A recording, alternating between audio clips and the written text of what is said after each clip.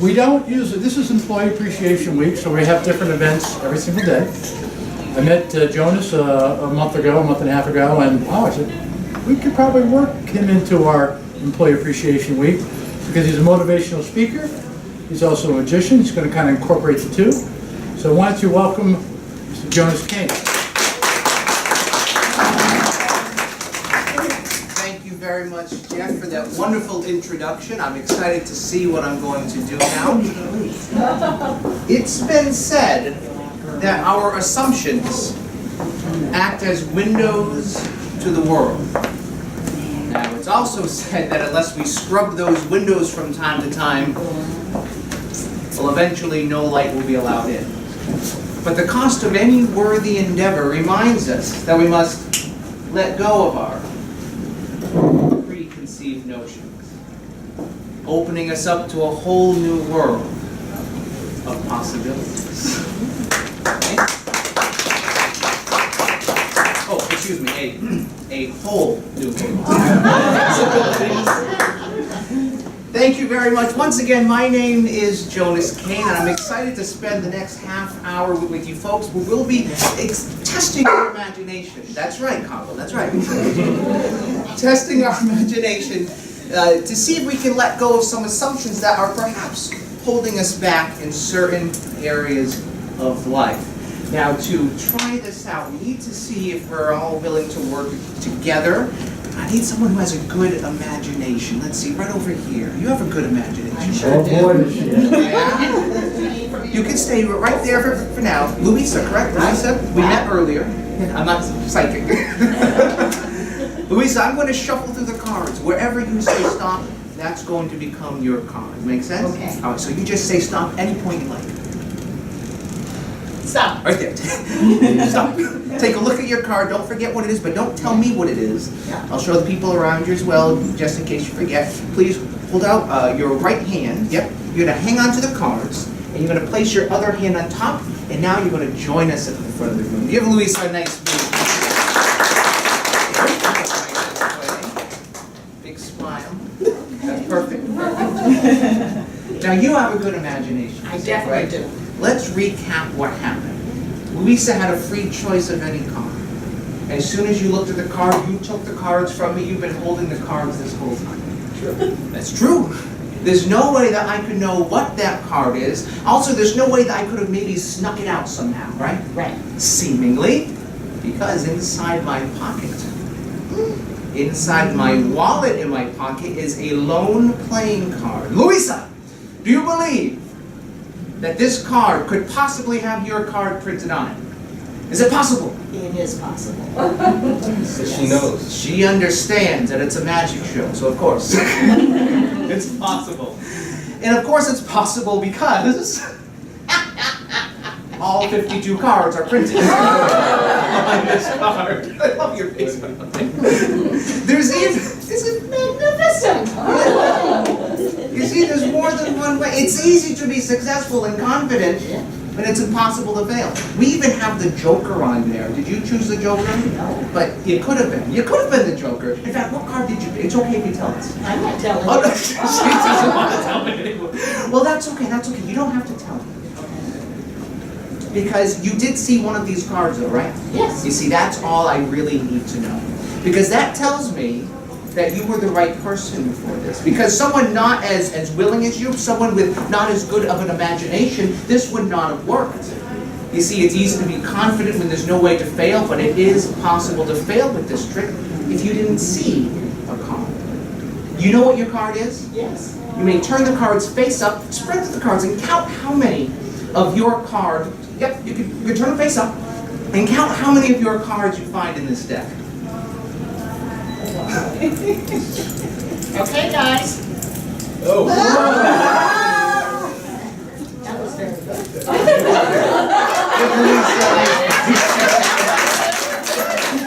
You're very welcome. Thank you so much. See, this wouldn't have worked if she didn't see your card.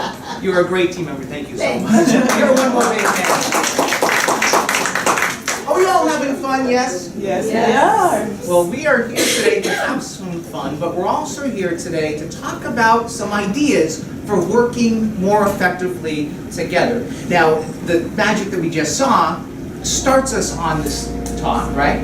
From making sure we have the right people on our team who are willing to work with us, but also letting go of preconceived notions that perhaps hold us back, right? So let's go together and dive right in. The General George Patton once said that successful generals make plans to fit circumstances, but they don't try to create circumstances to fit their plans. Now let's think about this for a moment. This is a common problem that organizations often face, often even individuals face, right? And I kind of like to think of it like the age-old saying, when life gives us lemons, when we're presented with a lemon, what do? We make lemonade, that's right. We don't want a sour outcome, right? We want to have a sweet outcome. So this idea, when new situations arise, when things happen that we haven't seen yet, often the first reaction is to retreat to the safety of what we've been doing this whole time, right? But by doing that, we're trying to solve new situations with old solutions, right? And by doing this, we also succumb to one of the primary reasons why teams fail. Now, this is according to Napoleon Hill, the author of such books as Think and Grow Rich, Napoleon Hill's 17 Principles of Success. He says that one of the primary reasons why people fail is by failing to change as circumstances change. Now, I believe this is true. Perhaps you have your own examples in your own life of this happening, but I've experienced this a lot in my personal life, usually in regards to relationships. But that's another story. But let's take this a step further. How many of you have some pretty good math skills? Anyone have any math skills? No one raises their hand. No one from finance here today. Well, I'm actually terrible with math, which is why I asked this question. We have a simple test using a number of squares. How many squares do we see on this board? If you have an answer, just shout it out. 16. 16. In stereo, that was perfect. Now that's the first response. We look at it quickly, we see 16. But if we look at it a little closer, I see Linda, is it? Linda's counting. How many do you see, Linda? No rectangles? Okay. Well, they might actually be rectangles. They're not exactly mathematically squared out. Okay, 21. Okay, 21. All right, so I think Linda's seeing that, yes, we have these 16 individual squares, but if we look at this from another perspective, if you look at it a little closer, you can take 4 squares and put them together to get a square. You can take these 4 squares and put that together. You can do that 9 times on this board, so it takes 16 squares, and all of a sudden we have 25 squares. But you can go a step further and take 3 by 3 squares. So these 9 squares make a square, these 9 squares make a square. You can do that 4 times, all of a sudden now we have 29, but this whole thing itself is a square. So all of a sudden, we've gone from 16 squares to having at least 30 possibilities. Maybe there's more, but that's all that I've counted anyway. But let's take this a step further. We're looking, at first we're not quite seeing. Let's take this a step further and go over this gentleman over here. What's your name? Chris. Chris? Yes. Chris, how are you at math? Horrible. Horrible, that's perfect. This is going to be a little lesson for both of us. As I said, I'm terrible with math, but I've been practicing a certain type of equation, and you're going to help me out. Chris, Okay. It's simple for you. Any number, just name any number between 1 and 9. 8. The number 8. Chris is number 8. And you're going to choose anyone else here. They're going to choose another number between 1 and 9. Choose anyone else. Jeff. Jeff. 5. Oh, would you like the 5 to the right or to the left? To the right. To the right. All right. So it could have been the number 58, but you chose it for it to be 85. Really, it could have been any 2-digit number, right? This is where I get nervous because now I have to test my math skills. Does anyone have a watch with a second hand? Or maybe an iPhone with an app? Jeff does? You have one? All right, you're going to time and see how long it takes me to fill in these squares. I'm running the number 85 through this equation. When you're ready, just say go. Go.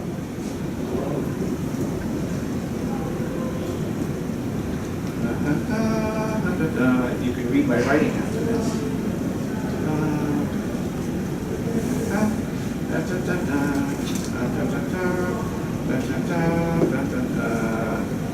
All right, I think, and time. How far do we get? 21 seconds. 21 seconds. I was doing this last week, or actually earlier this week, it was over a minute long. Now it was in how many seconds? 21 seconds. 21 seconds. I've been practicing, ladies and gentlemen, take a look. Thank you. That's my show. Good night. This is a 65, by the way. I was doing this kind of quickly. Now I know it doesn't look like much when we look at it quickly.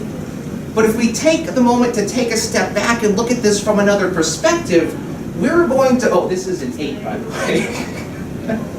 When we look at this from another perspective, we'll see the number 85 depicted several ways on this board. Once you think you see the 85, other than at the very top, just shout it out. Where is the number 85? The first square. Where is it? The first square. So 8, 11, 1, and 65. Oh, okay, so 8 plus 11 is 19. 19 plus 2 is 21, plus 64 is 85. So that's the whole first row, right? But it's not just the first row. 65 plus 1 is 66, plus 7 is? 73. Plus 12 is? Every row. 66 and 4 and 9 and 6 is 85. 3 and 67 and 5 and 10 is 85. Thank you. But it's not just the rows. You can take the columns as well. 8 plus 1 is 9. 9 plus 66 is 55, plus 10 is? 85. We have 5 and 4 is 9, plus 65 is? 74, plus 11 is? 85. 2 and 7, 9 and 67. 64, 12, 6 and 3 is? 85. You see, that's all the rows, all the columns, but the diagonals as well. 64 plus 7 plus 4 plus 10 is 85. 8 plus 65 plus 9 plus 3 is 85. But remember, we can take 4 squares together. 8 plus 1 plus 65 plus 11 is 85. 64, 2, 7, 2 is 85. We have 6, 3, 67, 9 is 85. 66 plus 10 plus 5 plus 4 is 85. Oh my goodness, and yes, thank you. There's more than one way to have a successful outcome. The old way of doing things isn't the only way of doing this. In fact, just when we think we've exhausted every possibility, we realize we haven't. Because the corners, 64 plus 8 plus 3 plus 10 is 85. Thank you very much. And let's also give a big hand to Chris and Jeff for helping us out with that. You said you weren't good at math. I thought I was. Oh, ye of little faith. Taking a step back, looking at things from another perspective, I'm reminded of, there was a playing card company founded in Japan in 1889. They were in a situation, they ran into a lemon, and they had a choice to either ignore it, maybe give up, keep doing things the way they had been, or taking a step back, consulting other people on their team to get their perspective and try something new. Now this proved very helpful because their lemon was, in the 1950s, they saw that the sale of playing cards were plummeting worldwide. But by trying something new, by trying new things in the ensuing decades, even though the playing card sales had been falling, they still maintained success and momentum because they had started to make new types of games and toys in the electronic market. And in the ensuing decades, this snowballed into the multi-billion-dollar company that we know today as Nintendo. The Nintendo Playing Card Company, that's what they were originally called in 1889. If they had stuck when they found their limit, if they had stuck to making playing cards, there's a good chance they would not have had the explosive growth that they had, and we probably wouldn't even know the name Nintendo. So like the squares, like the number 85, if we're looking for new solutions to new problems, but we're not seeing, all we have to do is take a step back and look at things from another perspective. I'm often invited to conduct workshops on like teamwork, things like leadership assessments. One of my favorite things to do at the start of a new session is I invite everyone up one at a time. We're not going to do that here, we don't have enough time. But what I would do, I would invite everyone up, and they would get to choose one of these cards. They would look at the card but not show anyone else. They would look at it for 3 seconds, and then they would write down in one word on a separate piece of paper describing what they saw, their first reaction. Now, even though they had a choice between 20 or so cards, it was only the illusion of choice because all the cards have the same image. But even though every card has the same image, I would get 2 different answers. Actually, sometimes I would get outlier answers, but 99% of the time I would get 1 of 2 answers. And it's because even though we all are looking at the same thing, we have different experiences of it. So let's try it this way. We're not going to say anything just yet, but I'm going to show you the image for 3 seconds. Think about what your first reaction is. Again, you'll probably see 1 of 2 things. If you see both, just what's your first reaction? And we'll do this now. 1, 2, 3. All right. What did we see? A rabbit and a duck. Oh, a rabbit And a duck. and a duck. So not a duck and a rabbit. You saw the rabbit first? Which I think I saw the rabbit first. you saw the rabbit first. Who saw the duck first? Several people saw the duck first. All right, hands down. Who saw the rabbit first? Who saw the rabbit first? So yeah, if we look at it, it's the same image, but this could either be rabbit ears, a little rabbit tail, or it could be a duck bill and a little duck tail. It's the same image, it's the same information, but it's being processed 2 different ways. So the question becomes, like, you're all on the same team, right? You're on the same Duncaster team. By definition, if you're on the team, you're on the team. But does this mean that even though you're all signed up for the same mission, does that mean we all have the same understanding of what that mission is?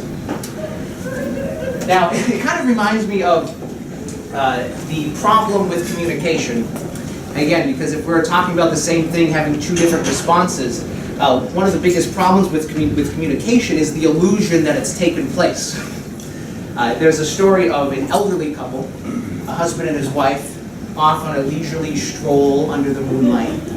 And the husband turns to his wife, turns to his beloved and says, "Honey, under the moonlight, your teeth look just like pearls." It's a beautiful sentiment, right? And to this beautiful sentiment, the wife turns to her husband and says, "Who the heck is Pearl?" And what were you doing with her under the moonlight? Communication is difficult when we're not on the same page. It's especially difficult if we're not even working from the same book. Let's try this. Have any of you ever read this book? It's called Absurd Jokes. Anyone? It's a wonder you haven't. I wrote it.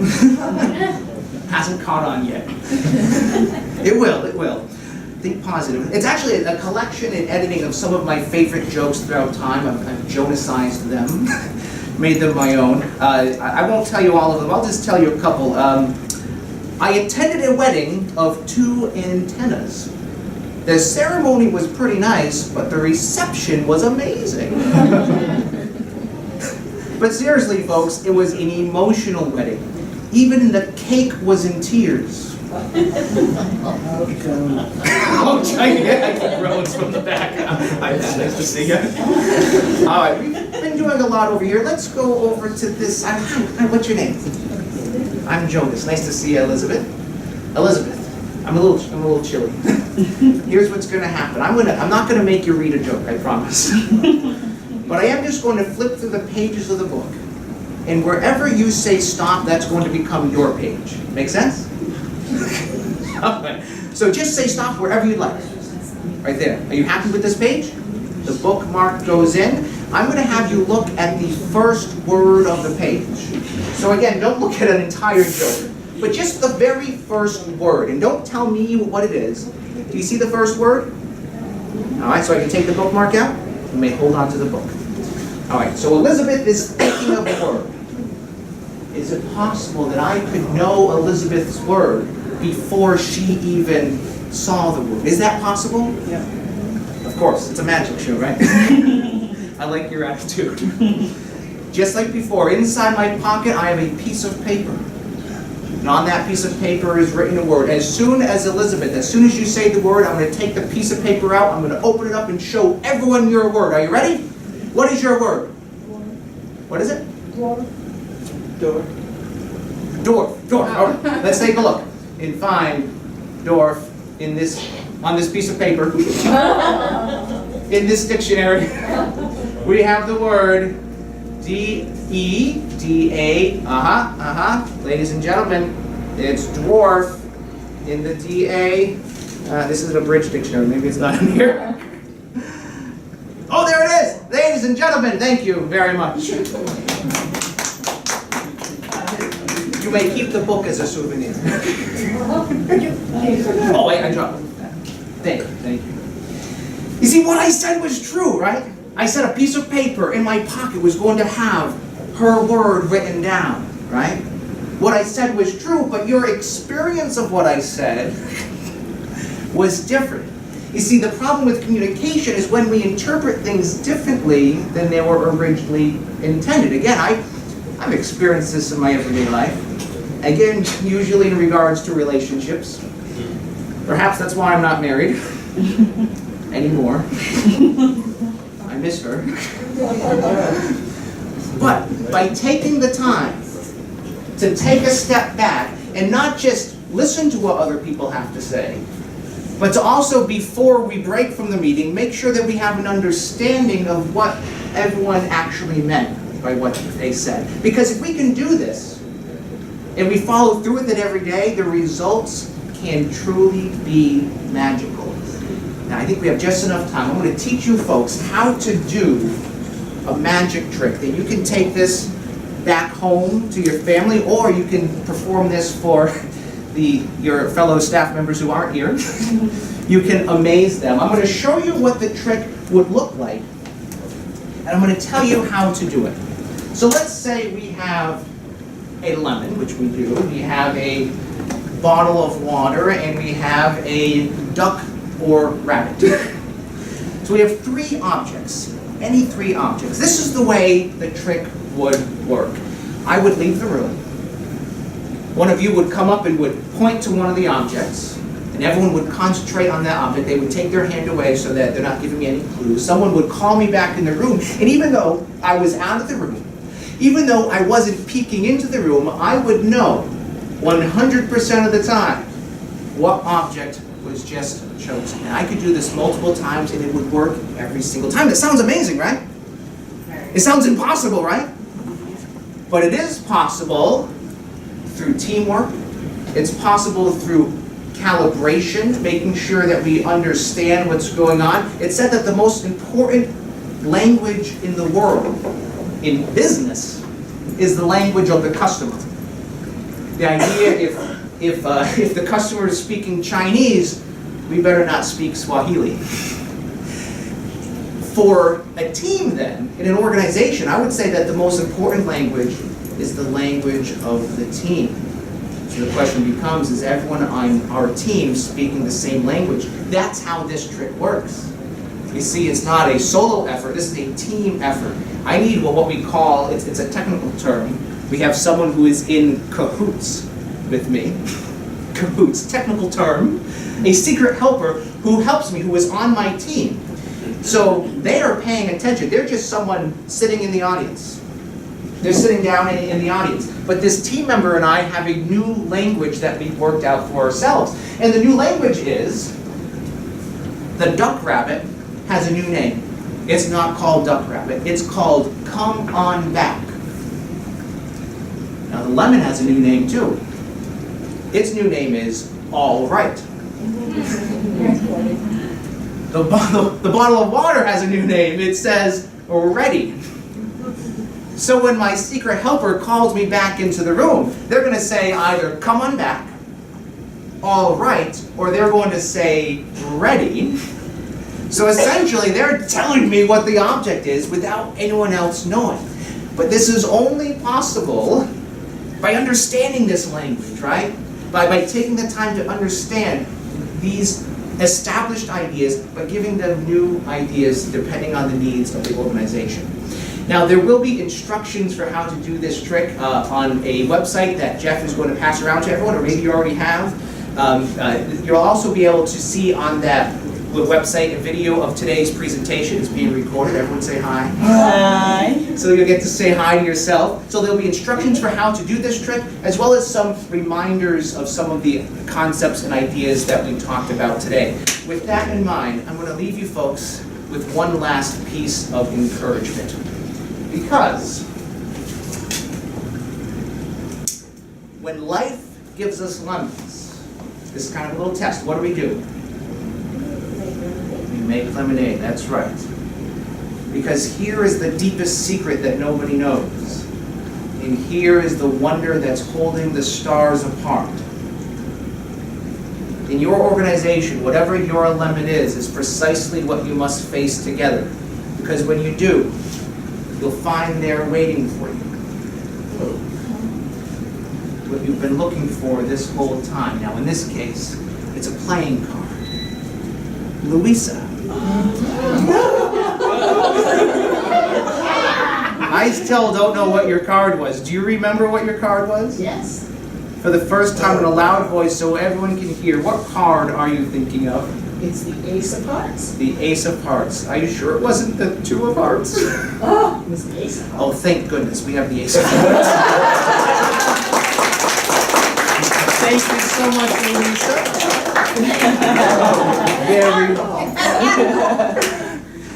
Once again, my name is Jonas Cain. It's been a joy sharing the magic with all of you. I hope you've all enjoyed it. Again, check out jonascain, that's my name, .com/Duncaster. You can see it all again. Thank you so much.